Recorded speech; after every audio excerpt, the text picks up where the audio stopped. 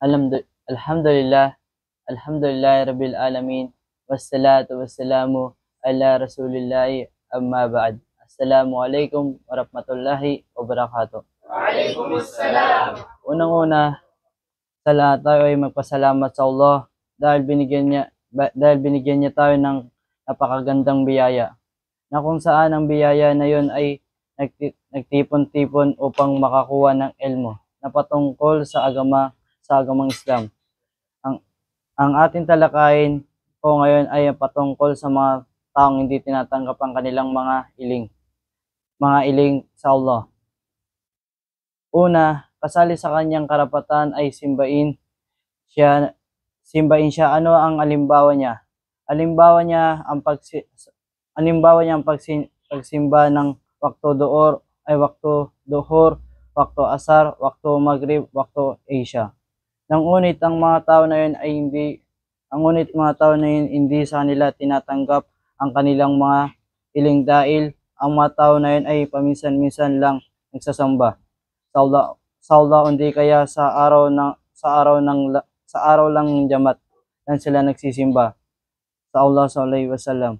Katotohanan ng sinabi ng Allah sa banal na Quran, katotohanan si Allah ay nag-utos sa inyo ng inyong ibalik ang pagtitiwala sa Allah. Kanino man nagmamay-ari nito, at kung kayo ay umatol sa pagitan ng mga tao, kaya ay umatol na may katarungan.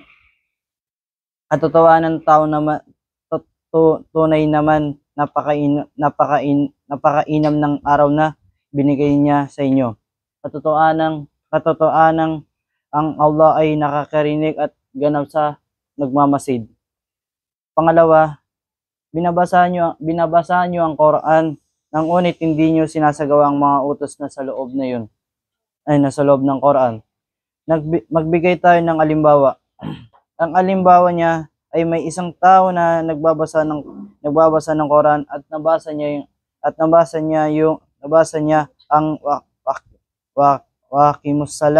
waqimus salata wa atu zakah, at kinaya niya pa ito tinafsir, at ang tinafsir ng ayat na yun ay itayo nyo ang sala at kayo ay magzakat. Ngunit nung dumating ang waktu duor ay siya ay nag-cellphone na lang sa kanilang tindahan para lang makachat ang kanyang babae na hindi niya maharam siya ay lumabas sa kanilang tindahan. At narinig niya kailangan ng taong zakat, alam lumabas kailangan ng tao at zakat, at alam niya lumabas na may pera siya na malaking pera, ng unit dinaanan lang ang taong nangailangan ng zakat. Katotohanan na nabanggit sa banal na Quran sa